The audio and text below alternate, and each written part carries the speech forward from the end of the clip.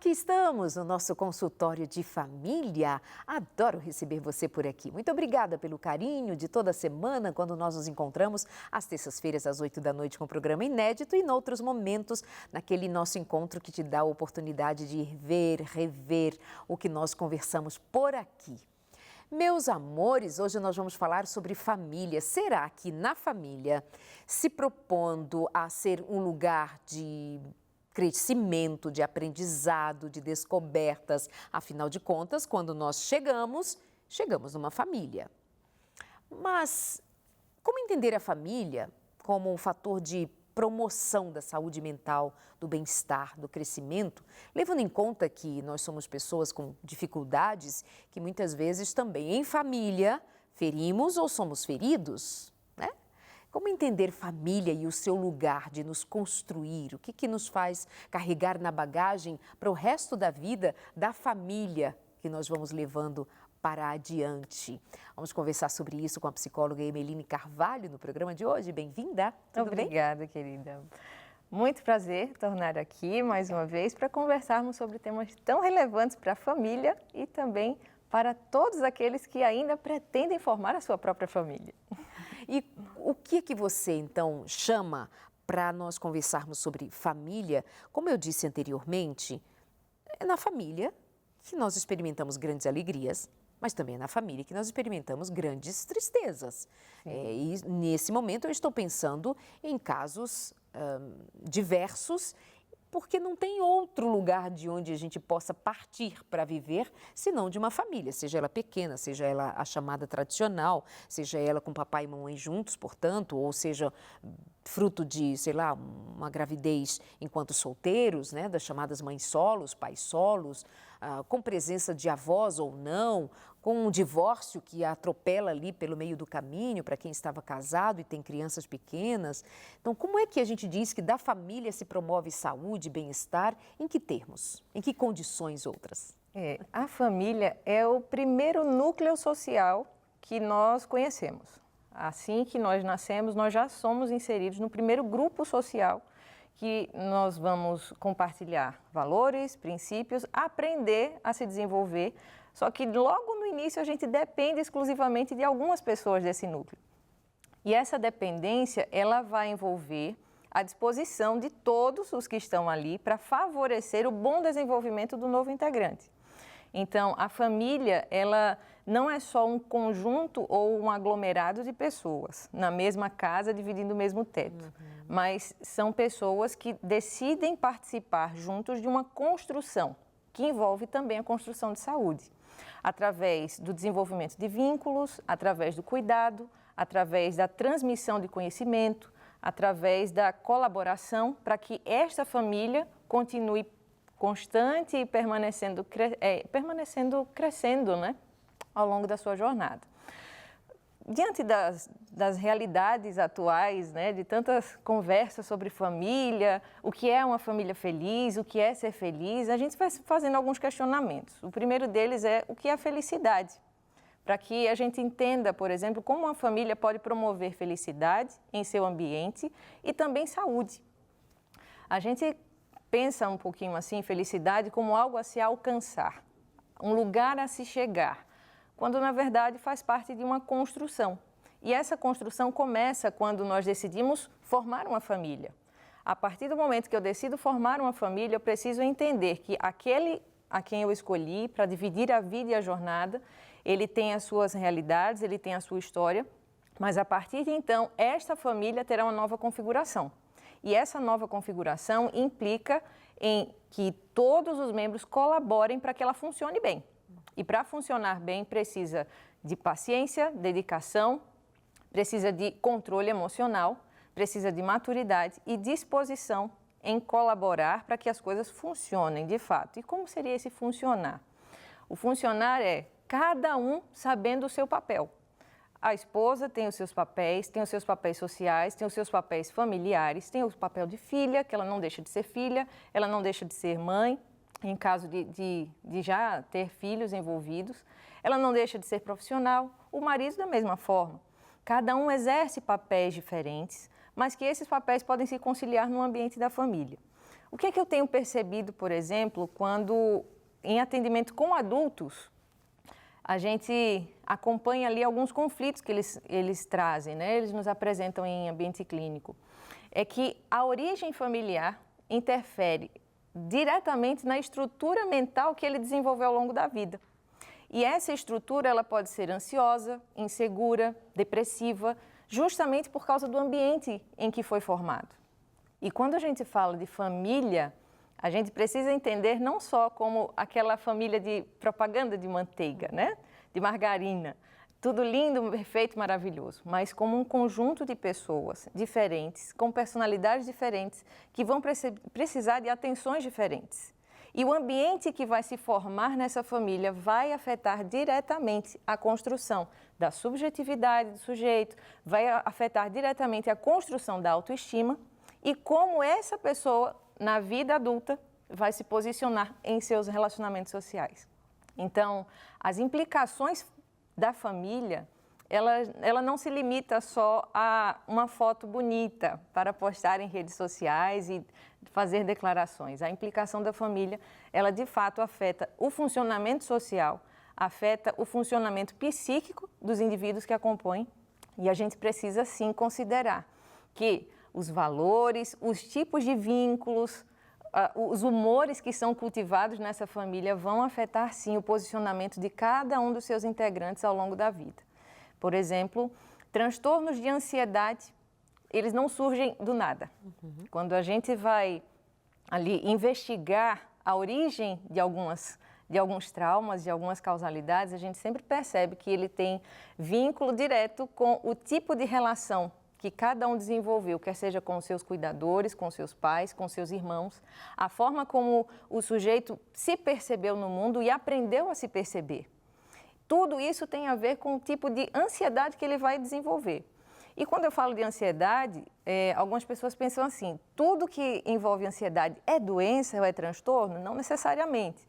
A ansiedade normal que nós temos faz parte do nosso convívio, o estado de alerta diante de uma situação que realmente envolva ameaça, que envolva perigo. Ou algum clima tenso que surja, nosso cérebro imediatamente ele vai nos preparar para enfrentar ou fugir. Isso faz parte da nossa essência e precisa, inclusive, existir para a nossa autopreservação. Quando se trata de transtorno de ansiedade, já é um conjunto de sintomas que são manifestados diante de situações que não têm justificativa para que eles surjam. E, geralmente, eles têm raízes nessa falta de estrutura familiar. Quando existe violência psicológica, quando existe um ambiente tenso em que o humor de alguém vai determinar o dia, o humor de alguém vai determinar o tom de voz que vai ser levado, algo novo que vai surgir.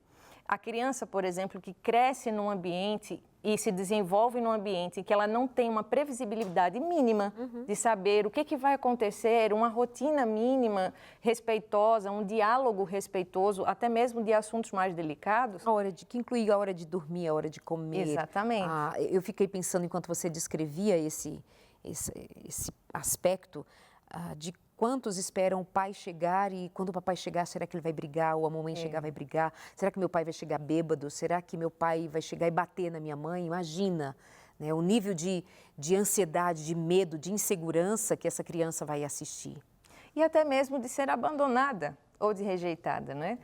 Nunca sei quando meu pai vai chegar e vai ficar. Isso. Ele às vezes vem e some. Ou a minha mãe me deixa com alguém e passa dias longe de mim. Existem algumas situações assim. E os casos de negligência, tem pai e mãe em casa, mas negligentes, a criança tanto faz como tanto fez. Ela comeu, dormiu, acordou, foi para a escola, mas ela não é vista, não é olhada, não é percebida. Isso também está nesse bojo de como isso pode ser disfuncional para o adulto que virá, né? Com certeza. Por quê? Quando a criança ela tem esse vínculo fragilizado com os seus cuidadores, com os seus pais, ela não tem essa previsibilidade, ela se sente insegura não só em relação aos cuidadores, mas a si mesma. Algumas vão ter que internalizar a ideia de que elas precisam cuidar de si mesmas, elas não podem depender de ninguém. E isso gera uma carga de ansiedade, que posteriormente vai se somar a sintomas e situações depressivas, que vão desenvolvendo transtornos. A falta de organização familiar, Até mesmo organização de casa mesmo, como você mencionou, a rotina, a previsibilidade. Olha, o que vai acontecer? Tal horário eu tenho atividades assim, assim, assado. Essa falta de organização mínima, ela favorece o estado ansioso. E a ideia de rejeição também, porque se você que depende de alguém para lhe direcionar não consegue saber o que esse alguém vai fazer, você sempre vai estar à deriva. E esse sentimento gera angústia. E essa angústia, ao se desenvolver ao longo do tempo, ela vai tornar adolescentes e jovens e adultos inseguros consigo, com dificuldade de confiar nas outras pessoas, com dificuldade em estabelecer relacionamentos mais sólidos, porque a partir do momento que o outro parece vacilar, ele já se sente seguro e já recua. Então, a dificuldade de continuidade em seu desenvolvimento, isso acontece bastante. Quando nós olhamos para o adulto que apresenta um transtorno ou uma dificuldade, nós precisamos lembrar que o alicerce que fundamenta a vida adulta é a infância. E se a família não promove os cuidados necessários para que a criança cresça com segurança, cresça sentindo e sabendo que ela é amada, que ela é benquista, que ela pertence a uma família, essa criança ela vai crescer sem identidade. E a falta de identidade vai se manifestar numa adolescência mais conturbada, mais conflituosa, quando o adolescente ele não sabe que referências ele tem para se estabelecer, ele vai procurar referências fora de casa, porque na sua família não houve a promoção adequada. E aí alguns pais vão se desesperar, mesmo na maior boa vontade possível. E quando a gente fala de família em termos de estrutura, a gente não fala só dessa ausência física. Como você mencionou, a negligência, ela acontece às vezes com a presença. Pessoas figurativamente ativas na família. Estão ali, mas não estão. Essa ausência emocional, essa distância afetiva, ela também promove essa insegurança, esse espaço de falta de pertencimento, que vai gerar no outro uma insegurança sobre quem ele é.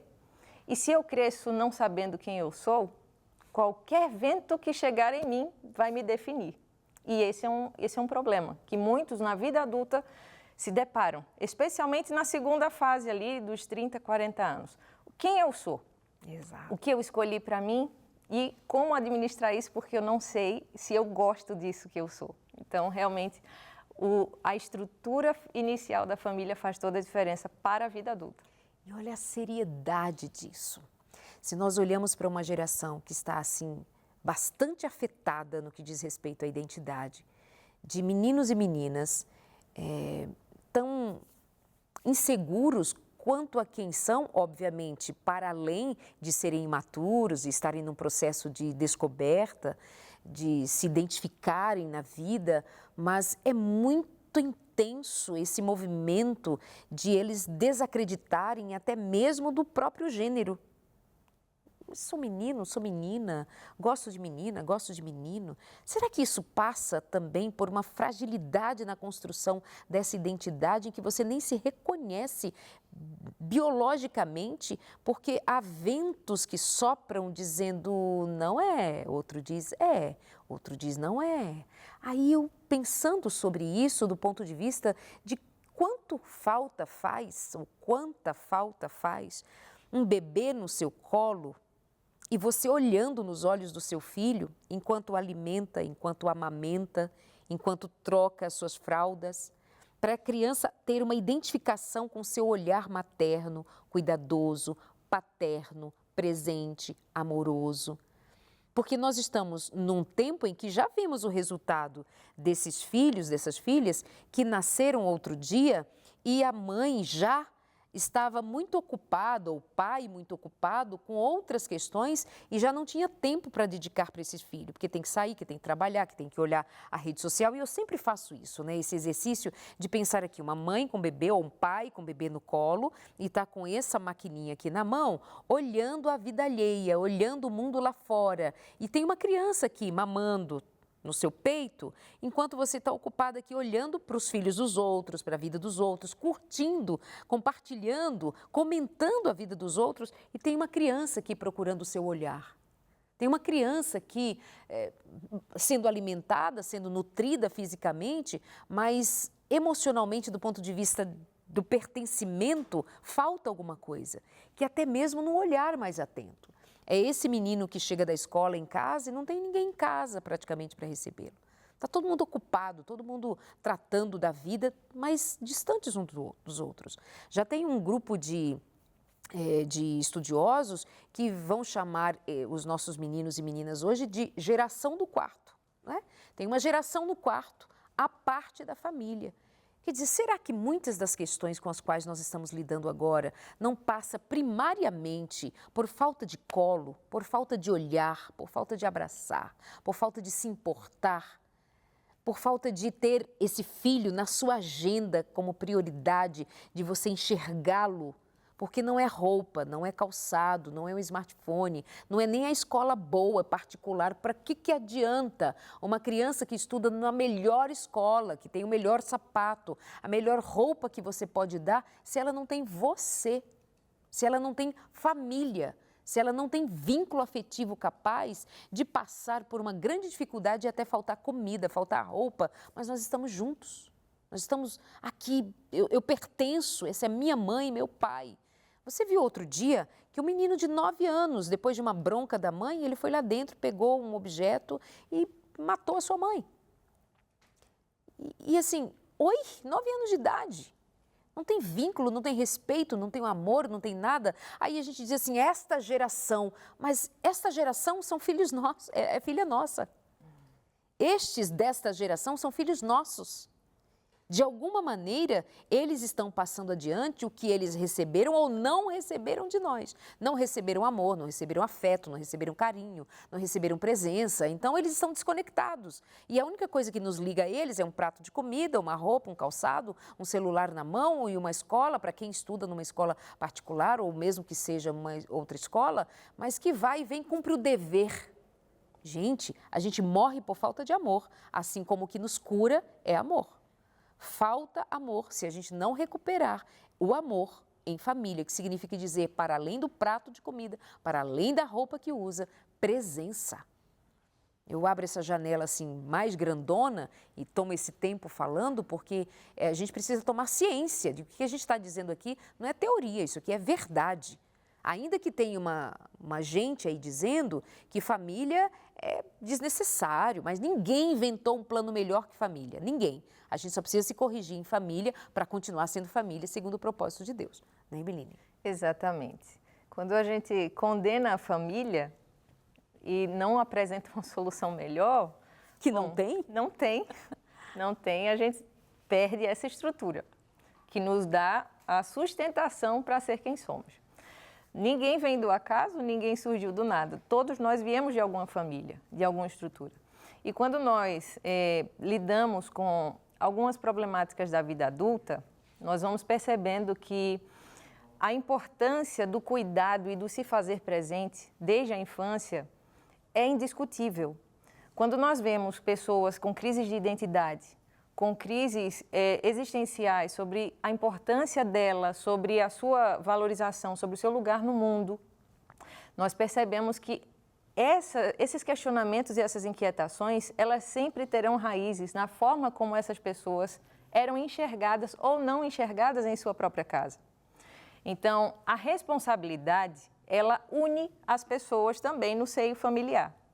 Mas só a responsabilidade não é suficiente, não sustenta. É especialmente importante você ser responsável pela sua família, você ser um pai responsável, a mãe responsável, mas a responsabilidade também envolve dedicação e amor. E esse amor, ele, na prática, ele diz respeito à implicação que você terá no cuidado com aquele sujeito. Como você enxerga uma criança vai ajudá-la a se enxergar. A forma como nós olhamos, como nós nos dispomos a ouvir o que uma criança tem a falar, por mais que ela tenha perguntado 5, 10 vezes a mesma coisa, a forma como nós vamos interagir com ela vai ensiná-la sobre o seu lugar de fala no mundo, sobre a forma como ela vai lidar com outras pessoas e como ela é reconhecida e valorizada. Se eu sou impaciente com a criança, com seus questionamentos ou com os seus conflitos, que crianças também têm conflitos. Sim. Se eu sou impaciente e ignoro ou menosprezo, ela vai entender que os seus problemas não são importantes o suficiente para aqueles a quem ela considera importante. Então, se as pessoas mais relevantes da vida do sujeito não dão atenção ou não se importam com as suas necessidades, quem mais se importará? Ela entende que ela precisa crescer lidando sozinha com suas problemáticas. E na vida adulta, como é que isso se manifesta? Adultos inseguros, com medo de se relacionar, com dificuldade de confiar em outras pessoas, de buscar ajuda. Pessoas que têm dificuldade em se colocar e se posicionar socialmente porque elas não têm a sustentação suficiente para entender que elas podem ser quem são, de acordo com aquilo que elas estruturou, sem simplesmente parecer frágil, vulnerável. Ela pode se posicionar sem parecer uma pessoa conflituosa ou com algum transtorno. Ela pode fazer isso, mas alguns não conseguem ter essa confiança, justamente porque na sua estrutura familiar inicial eles não tiveram um suporte adequado, foram negligenciados ou foram simplesmente ignorados. E uma das piores coisas que existe para o ser humano é ser ignorado na sua própria casa. E aí, como é que lida com a dor de ser rejeitado por quem você mais ama? A rejeição para o sujeito, por exemplo, para uma criança que não aprendeu a se amar, ela tem raiz na ideia do abandono. Se os pais negligenciam seus filhos e não cuidam deles como deveriam, a criança nunca vai aprender a odiá-los. Ela vai aprender a odiar a si mesma. Os pais que abandonam um filho ou uma filha, eles não vão ser menos amados por essas crianças. Elas sempre vão estar em busca desse amor e sem entender por que não receberam. E aí, ao longo da vida, elas aprendem a não se amar. E essas pessoas que desde pequenininhas aprendem a não se amar, serão adultos sem identidade. Não sabem para onde vão, não sabem o que querem, não sabem o que fazer. E quando estiverem diante de situações conflituosas ou frustrantes, elas vão pensar nas piores resoluções possíveis ou nas mais drásticas possíveis, porque não tiveram o suporte necessário para enfrentar as suas dificuldades. Então, por exemplo, quando a gente fala de educação, educação não é dar tudo o que o seu filho quer, é oferecer para ele tudo o que ele precisa. Isso envolve limites e frustração. Educar nada mais é do que frustrar os nossos desejos, porque se formos deixar os desejos livres, leves e soltos, absolutamente, nós não sobreviveremos também. Interessante que, num primeiro momento, nós pensamos que é necessário frustrar a criança, mas é também necessário levar em consideração frustrar a nós mesmos, porque nós temos um filho idealizado, tem uma educação idealizada. E nisso, nós muitas vezes vamos precisar repensar nossos desejos nessa educação, porque a gente vai se deparar com uma criança que tem uma personalidade, que tem lá características que são dela, até mesmo por transmissão de DNA, por minhas próprias características nela. Então, eu vou precisar também me adequar às minhas frustrações enquanto mãe, enquanto pai, no caso dos pais, porque tem uma realidade a ser observada. E com isso eu quero dizer que muitas vezes é desejo do pai mimar, não frustrar, passa por não querer se frustrar para tal. Né? Então, a gente precisa repensar o que a gente está falando. Vou frustrar uma criança? Antes é você que precisa se frustrar. Porque muitas vezes nós vamos disciplinar uma criança, dizer não para uma criança, antes a gente disse não para si dentro, aqui dentro da gente, que assim, eu queria, ai, mas é tão fofinho, mas é tão bonitinho, mas você precisa dominar esse seu desejo e fazer o que precisa ser feito, porque o certo é que precisa ser feito. E aí a gente vai lidando entre as nossas frustrações e as frustrações das crianças e nesse desenvolvimento todo. Produção, a gente tem que chamar o intervalo, é isso? Uau, já passou voando. A gente volta, por exemplo, daqui a pouquinho, eu quero saber, tá, mas essa construção do meu adulto, do meu eu adulto, tem aí essa bagagem de uma família que, olha, tem histórias para te contar, hein?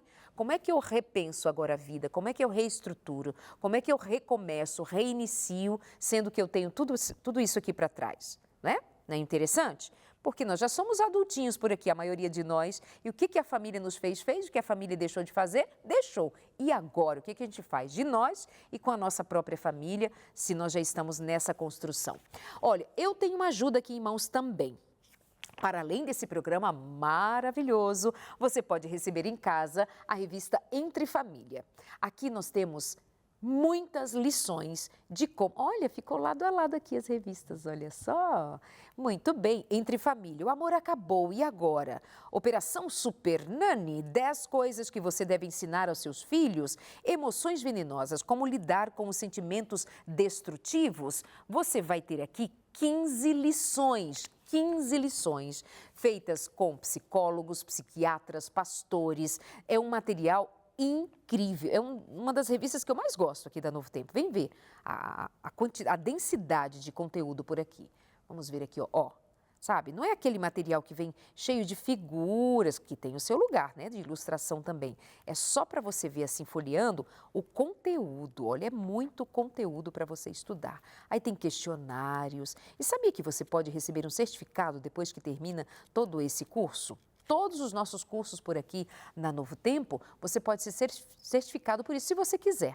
Mas isso, para ter todas as informações, você pode ligar para o 21 27 31 21. Nosso DDD é o 12 e o número é 21 27 31 21. É rápido o cadastro, não vai pagar, não tem boleto, não tem Pix, não tem nada relacionado a isso aqui para você receber em casa. Pode ser de qualquer religião, qualquer região do Brasil, qualquer lugar onde o carteiro chegue, vai chegar à sua porta e entregar para você Entre Família. Eu garanto para você que é simplesmente fantástico. Você vai ter visão, você vai ter uma clareza maior de como lidar com as dificuldades da família e pôr em prática estas lições. Família feliz é o resultado. Beijo, meus amores. Nós vamos para o intervalo bem rapidinho e voltamos ainda com perguntas e respostas no seu consultório. Beijo, até já.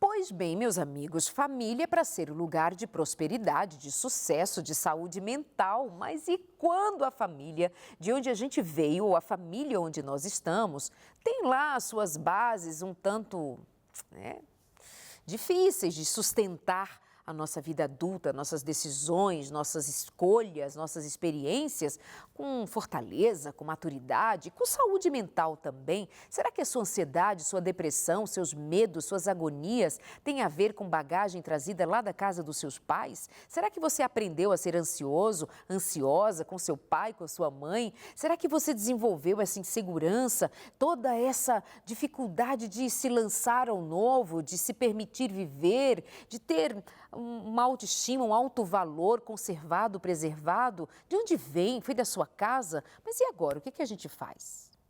E se disser que sim para essas perguntas que eu fiz, mas e agora? Vai viver assim, transmitindo para a próxima geração? O que a gente faz? A psicóloga Emeline Carvalho está aqui com a gente conversando sobre isso. E num dado momento, Emeline, você pensava assim, aliás, você falava sobre crianças que foram abandonadas, elas não vão aprender a se amar, elas não se amarão. Claro, né? Porque Deus nos trouxe, nascemos nesta vida e era para nos ter sido apresentado pai e mãe, que nos acolheria, e tudo o que isso envolve deveria significar amor. Amor no cuidado, amor na atenção, amor na troca de fraldas, na troca de roupa, no momento de alimentar, de dar um banho. Tudo isso iria falando de amor. Amor, olha, você é amado. Quando eu alimento você, eu alimento com amor. Quando eu te dou um banho, eu te dou um banho com amor. Quando eu te digo não, é porque eu te amo e te preservo do perigo, do mal. Eu te educo para viver, porque eu te amo. Então, tudo estaria envolvido em amar. Então, essa criança, ela se desenvolveria pensando, eu sou amado. Até mesmo quando meu pai e minha mãe me dizem, não pode ser que naquela hora a gente fazia cara feia, mas tinha amor envolvido. Tem muito amor envolvido nisso. Então, é assim, isso que é amor. Isso é amor. Falar assim é amar. Dar colo é amar. Isso é amor. Então, você vai descobrindo. Então, eu me amo, porque eu fui amado.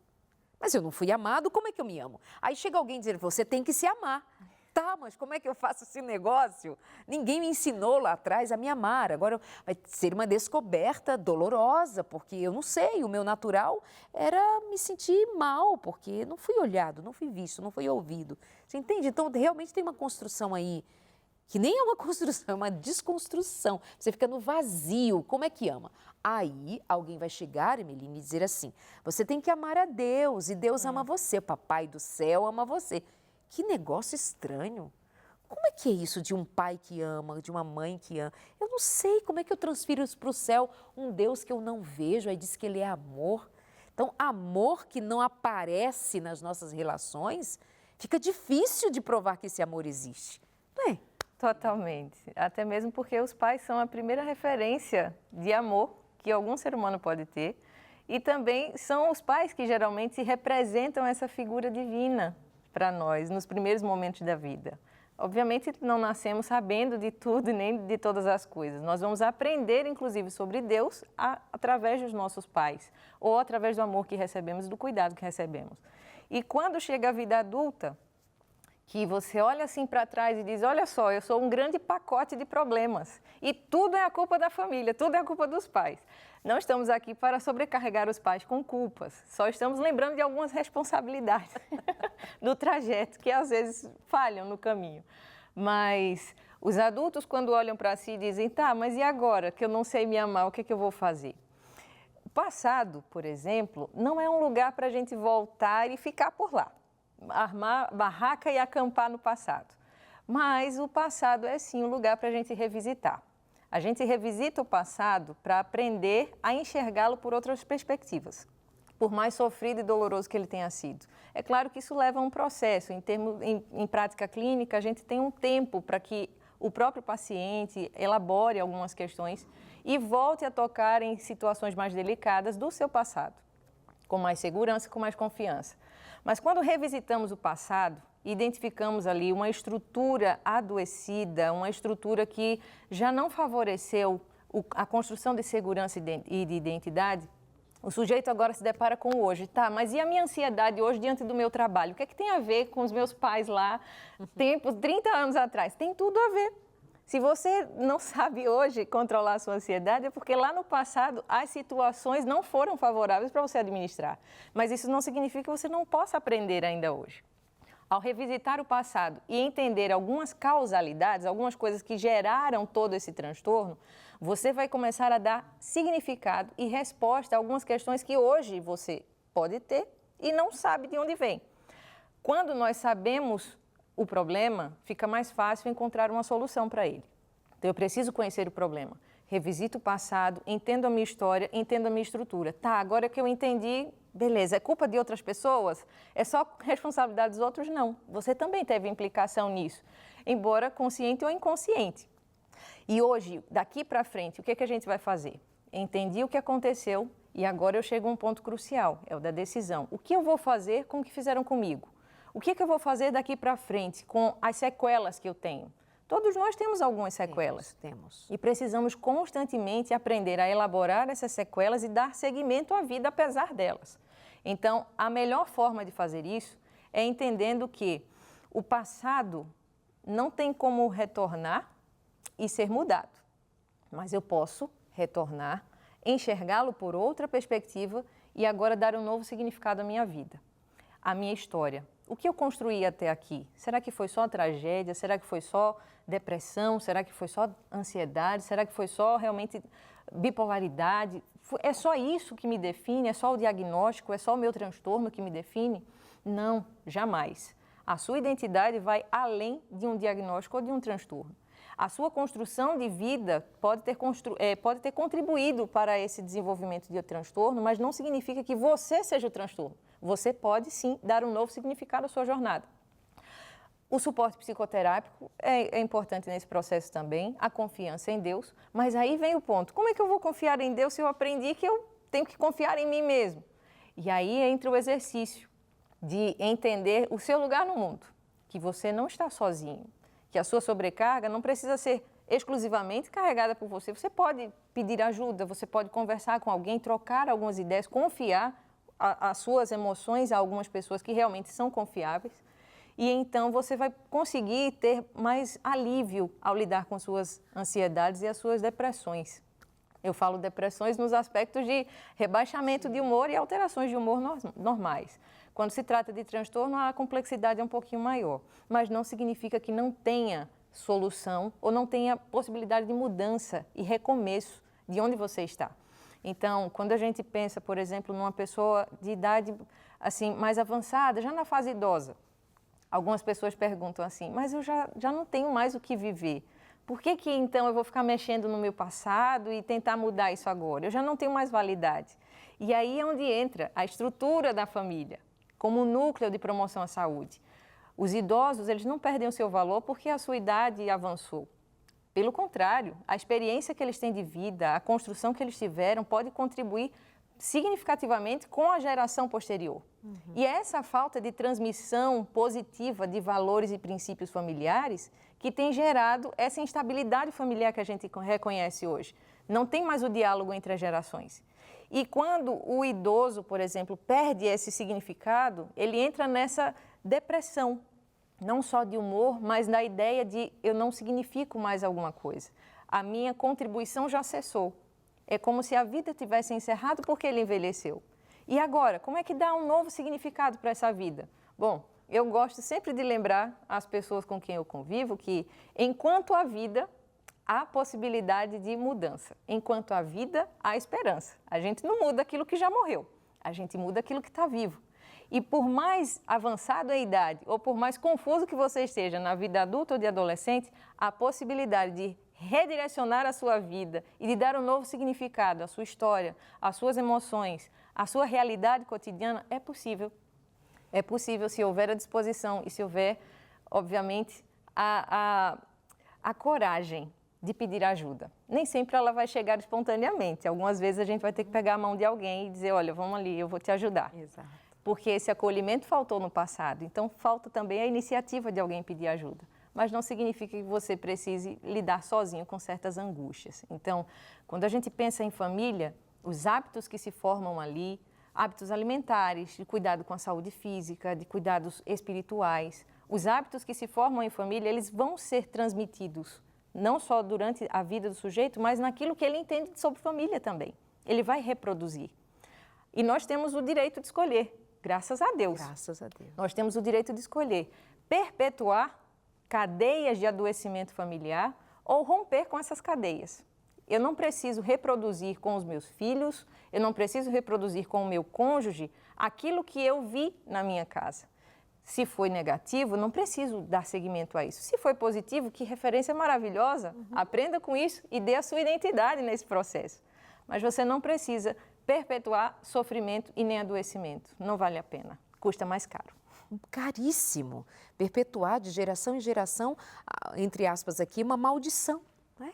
De dor que vai despejando sobre o outro, vai transbordando sobre o outro. Deus não nos deixaria à mercê só do que nos aconteceu. E eu sempre digo que me chama muito a atenção de quando Jesus encontrava toda espécie de dor e sofrimento calcado na vida de pessoas diferentes umas das outras, mas debaixo da mesma realidade de dor e de sofrimento, Jesus as encontrava e sempre era dali para diante. Jesus nunca fazia o processo de voltar e ficar. As perguntas de Jesus eram muito objetivas. O que você quer, não é o que você quis. Ou o que te fizeram. O que tua mãe fez? Senhor, olha, este é cego. Terá sido seu pai, terá sido sua mãe, terá sido nem uma coisa nem outra. Isso aqui foi para a glória de Deus, né? Então, Jesus, ele agia daqui para frente, até porque ele propunha um recomeço, uma nova história, nascer de novo, era nesses termos que Jesus falava, nascer de novo e, obviamente, passando por ele providenciar esse novo nascimento, da água, do Espírito. Então, a gente está falando até do sobrenatural. Não é só do nosso natural, porque a gente não dá conta só com as nossas técnicas, com os nossos meios, com as nossas competências, porque elas são muito finitas para alcançar a infinitude de um coração vazio, muitas vezes, do que realmente só a plenitude de Deus vai encher. Mas nessa direção, Jesus encontra aquelas pessoas e diz para elas, vai e não peques mais, ou seja, não reproduza o que foi até aqui. Não reproduza as falas da sua mãe, não reproduza as falas do seu pai, o comportamento dos que foram, dos que passaram, não reproduza os seus próprios comportamentos alimentados até aqui. as suas decisões tomadas até aqui, as suas escolhas que estão provadas terem sido prejudiciais, olha onde você está. Então, não faz mais o que você fez até aqui. Não reproduz mais o que foi até aqui. Agora é daqui para frente. E vai na minha graça, vai nessa força, vai nessa esperança. Eu estou contigo. Nós vamos fazer isso aqui dar certo, porque agora você está comigo, não está mais sozinho. Então, Jesus vai encontrar um paralítico e vai dizer assim, o que você quer? Ah, Senhor, vai contar. Me abandonaram, me deixaram, não tem ninguém para me jogar na água, porque estas águas são curadoras, tem um anjo que desce. Jesus, levanta e anda, vai. Aí ele diz assim, ele não falei, vai lá, fala com seu pai, com sua mãe, diz assim, vai no templo e fala com o sacerdote. Jesus depois vai encontrar aquele homem no templo e vai dizer assim, cuidado para que não te aconteça coisa pior, não volte à velha vida. Para que não te aconteça coisa pior. Jesus está dizendo, não faz barraquinha lá no passado. Você já sabe que de lá chega, né? Vida que segue. Eu sou a pessoa que adora essa frase. Vida que segue. Não vida que segue, vida louca. Ah, tô nem aí para o que der. Não, eu aprendi, levantei, sacudi a poeira e vou andar. E não vou andar só não, eu vou andar com Jesus, eu vou andar na palavra, eu vou andar na confiança de que é possível fazer uma história nova, viver algo novo, porque Deus me propõe isso, Deus me diz para fazer assim. Aí ele encontra a mulher que sangrava, a mulher endemoniada, há 18 anos a mulher era tomada de demônio, 18 anos, corcunda, de tanto demônio que carregava nas costas. Jesus, vem cá, levanta, levanta, ela começa a experimentar algo novo, porque Jesus interviu e a história para trás, eu sei lá porque que ela ficou endemoniada. Eu sei lá por onde ela andou, eu sei lá. O evangelista não gastou tempo escrevendo o que ela foi, o que ela fez. É dali para adiante. Então, você vai contar com ferramentas. Tem uma terapia que seja em nome de Jesus. Vai para essa terapia em nome de Jesus. Você vai ler um livro? Leia em nome de Jesus. Você vai para a igreja? Vai em nome de Jesus. Você vai fazer amizades? Faça amizades em nome de Jesus. Mas vai experimentar as ferramentas que Deus deixou para que você experimente algo novo. Mas nada se compara a se permitir em Cristo viver o novo nascimento. Esse é o lugar de onde a gente precisa partir, porque a velha vida já foi, né? Porque senão a gente fica bebendo da desesperança, dizendo, então, doutora, porque eles vão falar assim, então, doutora, é isso. Meu pai, a Itália, conta toda a história do pai. Minha mãe conta toda a história. Mas e agora? E agora? Vai fazer o que com isso? Descobriu qual é o problema? Ótimo. Você já sabe a raiz do problema. Conhecendo o problema, agora vamos pensar na solução. E o daqui para frente, o que é que você vai fazer com isso? E aí é onde entra a decisão e o posicionamento do sujeito, de cada indivíduo. Você precisa agora reconhecer o valor da sua história, o valor da sua vida, mas entender também que tristeza vicia. Tristeza vicia. Às vezes você vai ali no cantinho, lembra de uma coisa que vai mexer com você, pronto, estragou o seu dia, porque você já vai prolongar o dia inteiro alimentando aquela tristeza. Porque ela vicia, ela é fácil de envolver. A tristeza é uma emoção importante para a nossa estrutura mental, mas ela tem o seu lugar. Se ela vai se expandindo demais, a gente vai gostando. E o problema é esse, gostar da tristeza. Não é porque você teve uma história triste que a sua vida precisa ser triste. Existem pessoas, obviamente, que têm um histórico de abandono, têm um histórico de abuso, de violência, e que essas marcas são profundas demais para serem ignoradas ou esquecidas. E, Melínio, você acha que nesse momento, quer dizer, eu creio que nesse momento alguém diz assim, não, mas como assim? Como eu posso ser feliz? Como é que eu gosto de ser triste, doutora? Se eu gostasse de ter triste, eu não estava triste agora. Então, descreve melhor como é isso. Como que a tristeza se torna um hábito? É que eu não aprendo a contar outra história? É que eu desaprendo de procurar... Outro dia eu até citei por aqui sobre o girassol, que é tão conhecido. Por que que ele gira, sol? Porque onde o sol gira, ele vai junto. Eu desaprendi, eu baixo a cabeça e admito essa tristeza. Detalha melhor sobre como é que eu gosto de ser triste. Tem ganho em ser triste? Existem alguns ganhos secundários na tristeza. Algumas pessoas usam a tristeza para ganhar afeto. Algumas usam a tristeza para manipular situações. Não no sentido de vou manipular e fazer alguma maldade, mas não percebem, são atos inconscientes, né? Que acabam se repetindo ao longo da vida. Quando a pessoa menos percebe, ela já está ali num ciclo de novo, de tristeza. Em cada coisa bonita que se vê, percebe uma tristeza. E aí vai se agarrar naquela tristeza e vai lembrar de uma coisa ruim, de uma memória melancólica e vai se agarrar a isso. Porque é mais fácil. É um caminho conhecido. É um caminho conhecido. A repetição, ela acontece daquilo que nós já conhecemos, justamente porque temos familiaridade. Então, se eu tive uma história triste na vida, é isso que eu conheço. Se foi isso que foi promovido na minha casa, então o resto do mundo não tem muito sentido. Eu conheço isso aqui, eu vou me pegar a essa tristeza. Essa tristeza me estrutura, me sustenta. Só que quando confrontada, a pessoa muitas vezes ela não vai reconhecer que ela gosta de estar triste. Não é um gostar consciente, percebam, né? Ah, eu vou hoje escolher ficar triste e vou ficar por isso. Não, automaticamente a pessoa nem percebe, já se agarrou a uma tristeza. Já viu ali, nossa, a criança está crescendo, já está pensando quando a criança vai para a faculdade, vai embora, já pega a essa tristeza. Então, veja, é um ciclo de repetição, porque é o que já é conhecido. Só que essa repetição, ela pode ser interrompida quando você dá um novo significado. Você mencionou que quando Jesus conhecia as pessoas em situação de deficiência, ele dava o corte, ele fazia o corte, pronto, daqui para frente. O daqui para frente é possível, mesmo diante de situações traumáticas, de negligência, de abandono, de violência. São situações, obviamente, muito difíceis de superar em alguns aspectos, mas são possíveis. São possíveis de superar, são possíveis de elaborar de uma outra forma, para que essas repetições não aconteçam. Então, por exemplo, um ambiente familiar em que há violência, em que há abandono, o sujeito ele vai aprender que toda a estrutura familiar é dessa forma, porque é a referência que ele teve. Então, ele não vai acreditar que é possível que as famílias sejam felizes. E felicidade não significa ausência de problemas ou dificuldades. Eu até brinco, eu falo, olha, quem vive contente o tempo todo é duende, e duende não existe. Então, não existe ninguém feliz o tempo inteiro sem problemas.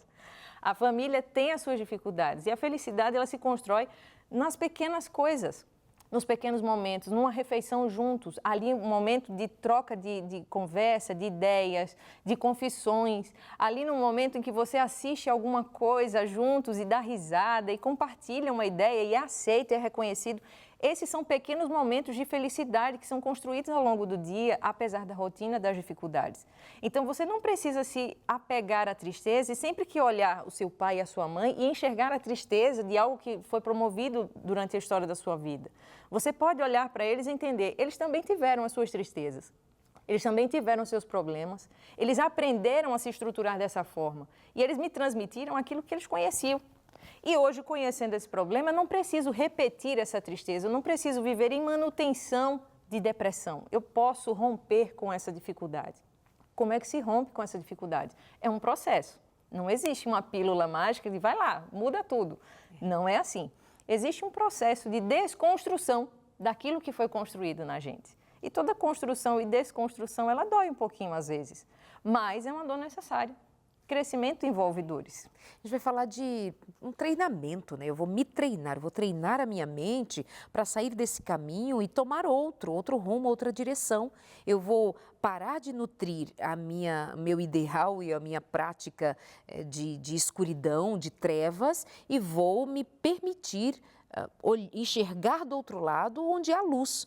Onde houver luz, eu quero estar. Onde houver a graça, eu quero estar. Onde houver sorriso, onde houver possibilidade. E outra também que a gente precisa levar em conta é de que, assim, sair um pouco de si, né? Porque a gente passa uma vida contando a mesma história e se esquece de que nós estamos fazendo parte da história de alguém.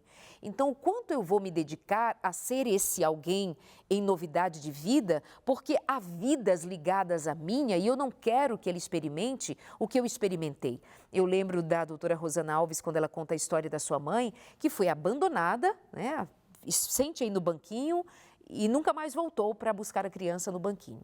Mas um dia, a mãe da Rosana é perguntada por uma das meninas como que ela conseguiu ser aquela mãe cativante, presente, amorosa, gentil. E todos os filhos descrevem a mãe dessa maneira e ela diz assim, justamente porque eu não tive, é que eu cuido para que vocês tenham para que vocês me tenham. E alguém pode dizer assim, mas ela estava mascarando, ela não estava sendo ela mesma, ela escolheu ser alguém que mesmo depois que morreu, como ela morreu muito jovem, e os meninos contam toda essa história, que são filhas e filhos, de dizer assim, mas como aquela mulher foi marcante? E aí deixou uma geração de filhos fazendo com muito amor tudo que fazem, vivendo com muito amor tudo que vivem, e aquela mãe foi acolhida e amada por estes filhos e pelo seu marido, coisa que ela não recebeu, e muitas vezes nós dizemos assim, como é que você vai dar o que você não recebeu? Mas chegou uma hora que ela recebeu amor suficiente para amar os seus filhos, recebeu o amor de Deus, recebeu o amor que ela foi dando significado de uma avó, de alguém que ficou por ali, que ela pudesse se agarrar num fio de amor. Então chega uma hora em que a gente precisa decidir também a reconsiderar que não só somos nós, e a minha história, eu, e me justificando o tempo inteiro, tem outros. O que se pode dar a outros para que nunca eles experimentem o que você experimentou, o que você viveu? E o que você pode abraçar da vida e em Deus para te fazer sustentar-se agora noutros pés para uma nova caminhada? Para que você não passe a vida inteira lamentando e deixando de construir uma nova história. E aí nós vamos já nos despedindo por aqui, mas o que você considera ser assim fundamental para a gente reconsiderar, podendo até fazer um apanhado do que já foi dito aqui, até aqui? Quando falamos de família como núcleo de promoção à saúde mental, a gente precisa lembrar que esse ambiente ele precisa ser bem planejado. Desde o início lá, quando você pensa em namorar ou pensava em namorar com alguém, ele precisava ser planejado. Mas hoje eu não tenho essa estrutura planejada. Ok. O que você pode fazer a partir de então? Se você tem consciência de que algumas repetições do passado, elas têm surgido no seu dia a dia, com seus filhos, com seu cônjuge, então é hora de refletir um pouco se vale a pena investir nessa repetição. Na forma de tratar, na forma de falar, na forma de lidar com os conflitos, com a dinâmica de vida. Então, você tem a oportunidade de repensar as suas atitudes. A depressão, ela é o excesso de passado e ela sempre vai focar o sujeito em si mesmo. E quando você passa a olhar para os outros, as pessoas que estão ao seu redor e valorizar e reconhecer o afeto que elas transmitem para você, a consideração que elas têm por você também, aquele pedido de carinho e de atenção que seu filho pode estar transmitindo para você, você nem se percebe porque está ali presa num ciclo de amargura e tristeza, você pode estar perdendo a oportunidade brilhante de ser aquilo que você não recebeu. Você não precisa perpetuar o sofrimento, você pode fazer diferente. A partir do momento que você entende que existem alguns problemas que precisam ser resolvidos, ok, maravilha, vamos resolvê-los. Daqui para frente, você pode ter uma atitude nova, uma atitude diferente, com a ajuda de Deus, com a ajuda de profissionais, mas principalmente a partir da sua disposição em mudar essa realidade. Então, de uma forma geral, se pudéssemos resumir aqui, a família é uma estrutura que vale a pena. Ela foi planejada e criada, estabelecida por aquele que não pode errar. E se Deus não pode errar, significa que a família, essa instituição maravilhosa que o Senhor estabeleceu, ela não precisa ser falida, como alguns estão vendendo a ideia. Ela pode sim ser uma bênção e, na verdade, ela deve ser o principal espaço de promoção à saúde, com educação, com respeito, mas principalmente com amor. Então, não perca a oportunidade de fazer da sua família um pedacinho do céu, um pedacinho do céu, com a presença de Deus, com a influência do Espírito Santo e promovendo saúde mental dos seus membros, com respeito, consideração, cuidado, amor, atenção e dedicação. Perfeito. E levar em conta aqui também o perdão, né? Perdoar o que nos fizeram, perdoar as pessoas que faltaram, que não estiveram ali, que nos feriram, que nos machucaram. Levar em conta que nós também ferimos e machucamos já há umas dezenas de pessoas na vida, que não é porque nós fomos feridos que estamos justificados para ferirmos outros, que não é porque nos deixaram à mercê da solidão, das descobertas, tateando na vida, que nós devamos fazer isso, ou nos permitir que outros que estejam sob os nossos cuidados passem por isso também. Devemos tomar aquilo que nós não recebemos para então buscarmos em Deus como é que eu faço para dar, para entregar, de modo que eu veja pessoas que passem por mim, meus filhos, o marido, a esposa, quem quer que seja com quem eu tenha contato, que fique um registro de cuidado, de amor, de carinho, de atenção.